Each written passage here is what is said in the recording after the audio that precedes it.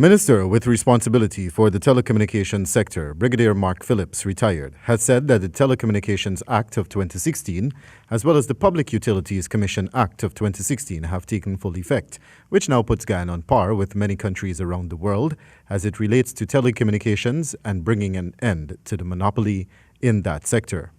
The Prime Minister posited that Guyanese should begin to feel the impact or effects of these legislations soon enough by experiencing better quality of service, reduced pricing, and among other benefits for the citizenry. It is anticipated that Guyanese will feel an immediate positive impact from the implementation of these legislation,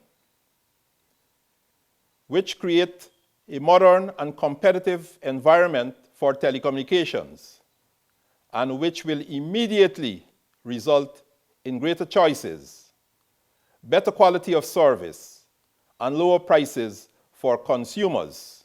Mr. Phillips also posited that the legislation creates a clear and harmonized framework, as well as a level playing field for the sector, which he said is currently lacking. The legislation creates a clear, harmonized framework and a level playing field for the sector that is currently lacking, and which are characterized by transparency and non-discrimination in the issuance and monitoring of license and authorizations to use the spectrum.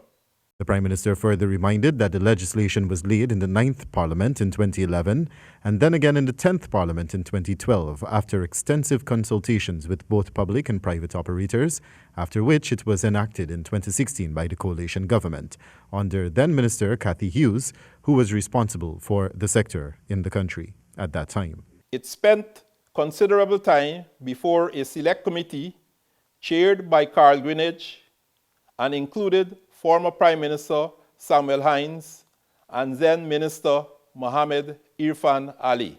No doubt the effects of liberalization will be felt countrywide at a time when enhanced universal and competitive access to telecommunications is pivotal to Ghana's development trajectory. In face of the COVID-19 crisis, it assumes greater significance, said the Prime Minister. The government of Guyana remains ready and willing to work with all stakeholders to ensure that every Guyanese has affordable access to quality and modern services, which they so badly deserve, as well as ensuring that the existing operators suffer no disadvantage whatsoever as they continue business in the sector. Since Ghana signed a contract with Atlantic Telecommunications Network, ATN, a US-based telecommunications company which is the parent company of GTT, the company has enjoyed a monopoly in this sector over a number of years, until Digicel, another telecommunications provider, entered the market. While Digicel was free to operate in this country under limited circumstances, it has over the years lobbied extensively for the liberalization of the telecommunications sector. Prior to Digicel's entry into the Ghana market, Guyanese were subjected to high calling rates as well as data prices. Wendell Badrie for the HGP Nightly News.